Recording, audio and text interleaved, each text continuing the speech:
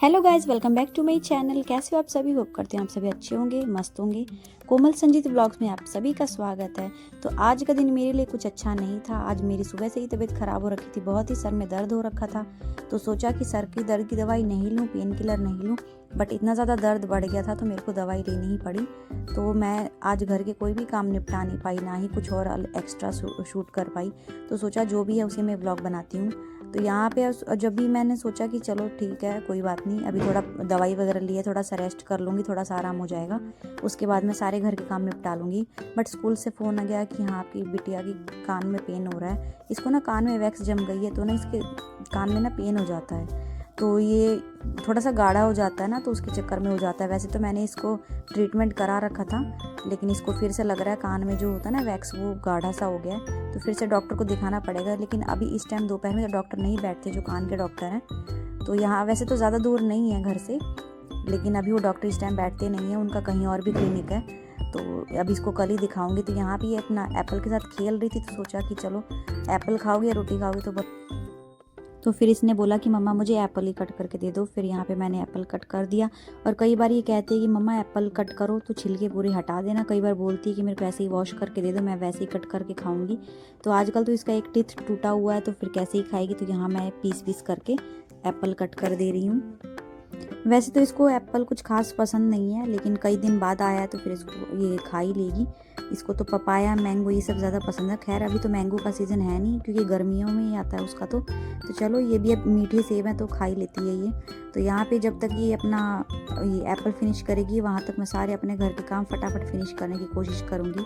क्योंकि अभी मेरे को पेन किलर ले रखा है मैंने, थोड़ा सा दवाई का असर है, अभी थोड़ा हल्का फुल्का मुझे आराम लग रहा है। तो मैं फटाफट सोच रही हूँ घर के सारे काम निपटा दूँ।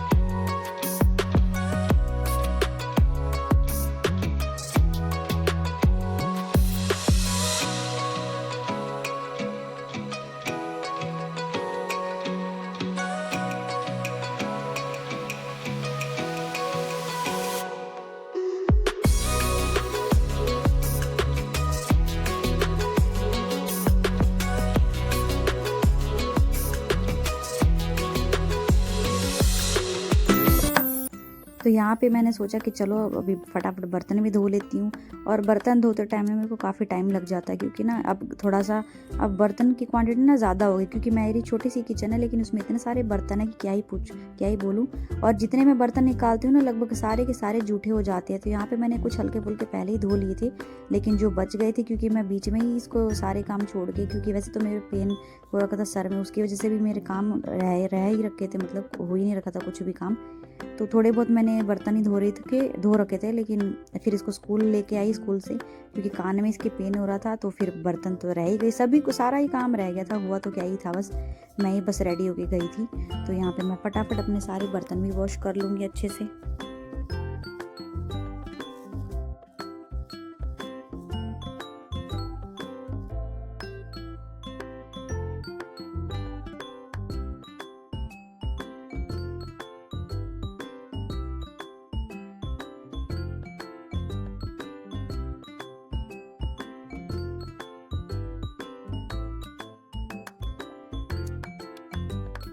सारे बर्तन धोने के बाद मैं अब सभी बर्तनों को ना बर्तन स्टैंड में ही लगा देती हूँ फटाफट, कि सारा काम निपट जाए।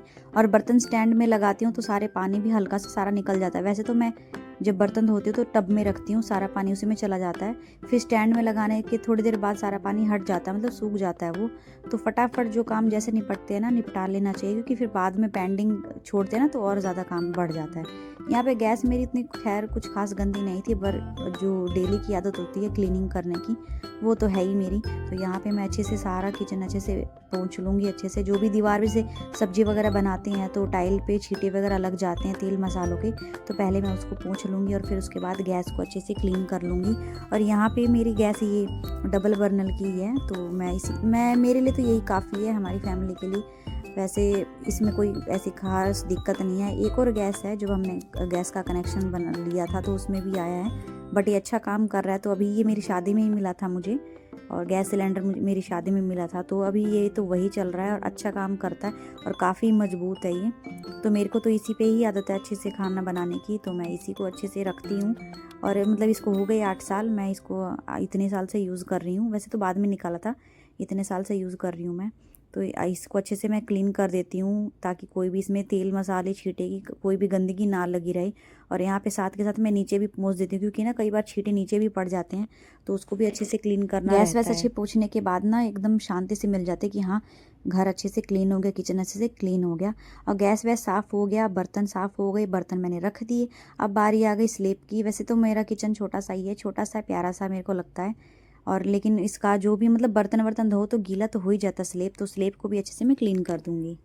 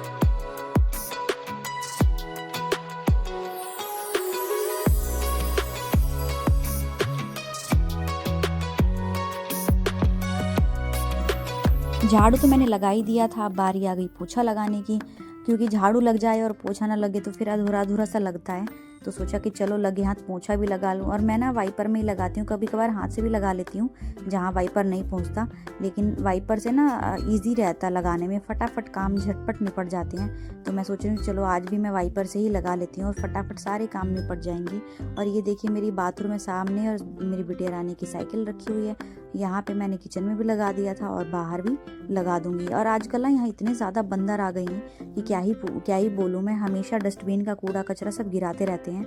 तो ये भी एक काम बढ़ गया है, खुद के घर के क्या काम कम है कि ये भी अलग एक्स्ट्रा काम बढ़ा देते हैं। वैसे मैं डस्टबिन रखूँ भी तो कहाँ, मेरे पास कोई ऑप्शन ही नहीं है, मैं वहीं रखती हूँ। लेकिन क्या कर सकते हैं, एक के बदले दो बार 3 बार 4 बार मेरे को क्लीन करना पड़ता है। पूरा कूड़ा नीचे गिरा देते हैं गली में और यहाँ पे फैला देते हैं। तो साथ के साथ मैं बाथरूम भी अच्छे से वॉश कर दूँगी, बाथरूम में झाड़ू मार दूँगी, क्योंकि चिकनाहट रहती है, उसके बाद चिकनाहट रहती है, फिर अगर किसी का पैर लग जाए तो फिर वो गिरने का चांस रहता है। तो अच्छे से मैं क्लीन कर लूँगी। और हैंड वॉश कर लिया। फाइनली मेरा घर का सारा काम निपट गया। क्या, क्योंकि मैं पहले ही नहा धो ली थी जब मेरे को बिटिया रानी को लेने जाना था स्कूल।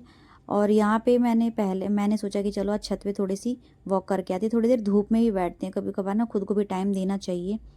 कौन हमारे बारे में कोई नहीं पूछता भाई, माँ बाप ही होते हैं कि जो पूछते हैं कि बच्चे को क्या हुआ क्या नहीं, कोई नहीं पूछता, दुनिया मतलब ही है। मेरे मामले तो यही होता है, मैं जिस पे भी ट्रस्ट करती हूँ उसी ने मेरा ट्रस्ट तोड़ा। और यहाँ पे मेरी बिटिया रानी भगा रही थी कभी इधर कभी उधर, तो मैं उसको ढूंढे जा रही थी, इधर भी नहीं है उधर भी नहीं है, और देखो देखो कहाँ मिली मुझे।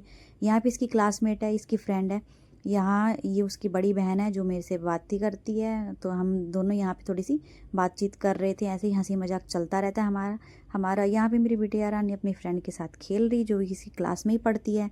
तो फिर उसके बाद हम थोड़ी सी धूप सेकी, हमने बैठी थोड़ी देर। उसके बाद सोचा कि चलो अब रोटी बना लेती हूँ। तो देखा तो आटा तो था ही नहीं, आटा गूंदा हुआ मेरे को लगा है थोड़ा सा फ्रिज में, बट फ्रिज में नहीं था। मैंने अपने हस्बैंड को बना के पहले ही दे दिया था, लंच वगैरह खा के भी चले गए थे। तो सोचा चलो कोई बात नहीं, थोड़ा सा आटा मैं गूंद लेती हूँ। तो ये थोड़ा करते करते ज़्यादा ही गूंद लिया मैंने। तो कोई नहीं, रात की रोटी में थोड़ा सा लग जाएगा, इसी में यूज़ हो जाएगा। और यहाँ पे मैं आटा अच्छे से गूंद लूँगी। और मेरी ना आदत है, मैं एक ही हाथ से आटा गूंदती हूँ। तो कई जन ने तो 2 हाथ से आटा गूंदते हैं, पर मेरी आदत है मैं कितना भी आटा गूंदूँ, कितना भी ज़्यादा क्वांटिटी में लेके बैठूँ, मेरी आदत है। मेरा जो लेफ़्ट हैंड है ना वो यूज़ ही नहीं होगा आटा गूंदने में, मैं राइट हैंड से ही गूंदती हूँ। और एक ही हाथ से ही मेरे को ईजी लगता है, फटाफट मैं उसी से कर लेती हूँ। तो दोनों हाथों का कोई ऐसा ज़रूरत पड़ती नहीं है मुझे। तो एक ही हाथ से मैं अच्छे से गूंद लेती हूँ। और आटा मैं ना ज़्यादा गूंदती हूँ, फटाफट की ना अच्छी रोटी, सॉफ्ट रोटी बनती है, ऐसी सूखी सी रोटी नहीं बनती। और इसी बर्तन में मैं आटा गूंदती हूँ, मेरे को ना ईजी लगता है इसी में गूंदना। और ना मतलब इसमें ज़्यादा भी गूंद सकते हैं, कम भी गूंद सकते हैं, कम भी गूंदना रहता है, मैं इसी में गूंदती हूँ, क्योंकि फिर ना बाहर गिरता नहीं। और मेरी आदत भी ऐसी लग गई ना इस बर्तन की कि क्या ही बोलूँ। कोई और बर्तन ना अपना मुझे भाता ही नहीं है जब से मुझे ये बर्तन मिल गया है। और ये चौड़ा है, चौड़े मुंह का है, तो फटाफट मैं इसमें अच्छे से गूंद लेती हूँ। और कोई बर्तन लेती हूँ ना, ये मेरे को लगता है कि मैं उसमें हाथ लगाती रहती हूँ, आटा ही नहीं गूंद पा रहा है। और इसमें फटाफट मेरे को लगता है ना, फटाफट मेरे से काम हो जाता है। और ये देखिए फाइनली मेरी आटा गूंद के मैंने रेडी कर दिया है। और इस बर्तन में मैं रख दूँगी, अच्छे से पलट दूँगी फिर से। और साथ के साथ मैं सारी रोटियां बना लूँगी, क्योंकि मैंने भी खाना नहीं खाया था, हल्का फुल्का सुबह फ्रूट्स वगैरह ही खा लिया था। तो ज़्यादा मैंने कुछ भी खाया नहीं था, फ्रूट्स के अलावा एप्पल में ही थोड़ा बहुत खा लिया था। तो यहाँ पे सोचा कि चलो फटाफट रोटियां बनाती हूँ गर्मा गर्म। और ना मेरी बिटिया रानी स्कूल से आ जाती है अभी सर्दियों के टाइम में, मैं तो उसी टाइम में गर्म गर्म रोटी बना के खिलाती हूँ। तो साथ में मैं भी 1-2 खा लेती हूँ। तो मैंने भी नहीं खाया था, तो मैं भी सोचा चलो मैं भी अपनी रोटियाँ बना ही लूँगी। अब वही बात है कि शादी के बाद कौन किसको पूछता है। माँ तो हमेशा ही पूछती थी, शादी से पहले। अभी भी जाती हूँ तो मैं अपनी मम्मी के यहाँ जाती हूँ तो मेरी मम्मी मेरे से काम ही नहीं कराती है। तो वही मम्मी को बोलती हूँ कि मम्मी ससुराल में तो मैं सारा काम अपनी खुद ही करती हूँ, कौन करता है, कि कौन किसी को नहीं पूछता। आप जी रहे हो, मर रहे हो, आपके साथ क्या हो रहा है, कोई नहीं पूछता है। वही है ना, बहुओं को कुछ भी हो जाए तो कोई मैटर नहीं करता है। खैर माँ तो भाई, माँ ने तो जन्म दे रखा है, माँ ने कष्ट से पाल रखा है, तो माँ को तो ममता होगी। तो मैं अपने मम्मी के यहाँ जाती हूँ तो मम्मी कुछ करने ही नहीं देती है। मैं सोई रहती हूँ तो फटाफट सारे काम निपटा लेती है मम्मी। बट मैं कहती हूँ मम्मी मेरे से भी कराओ, तो मैं चाय वगैरह बना लेती हूँ वहाँ पे, कभी कभार रोटी बना देती हूँ। वैसे सारा काम मैं जाती हूँ तो स्पेशली मेन्यू होता है कि हाँ आज क्या बनेगा, अभी क्या खाएगी। तो मैं यही सोचती रहती हूँ कि वहाँ तो मम्मी पूछती है, यहाँ तो कोई पूछने वाला नहीं है। वैसे हकीकत यही है ना, आपकी ज़िंदगी में ना कभी ऐसा मोड़ आता ही है कि आपको हमेशा अकेला फील होता है। और माँ बाप के घर ना कभी भी किसी लड़की को कोई भी कमी नहीं होती है, हमेशा हर खुशी। माँ बाप भले ही गरीब हों बेशक, लेकिन अपने बच्चे को प्यार करने में ना कभी भी कोई भी कंजूसी नहीं करते हैं। तो ऐसा मैं भी सोचती हूँ कि मैं भी अपनी बिटिया रानी को बहुत सारा प्यार दूँ। आगे किसकी क्या किस्मत है कोई नहीं जानता, आगे कौन किसी को पूछ रहा है, कौन किसको नहीं पूछ रहा है। भाई शादी के बाद तो बहुओं को तो कैसा ट्रीटमेंट मिलता है, कैसा ट्रीट किया जाता है, तो हर कोई जानता ही है।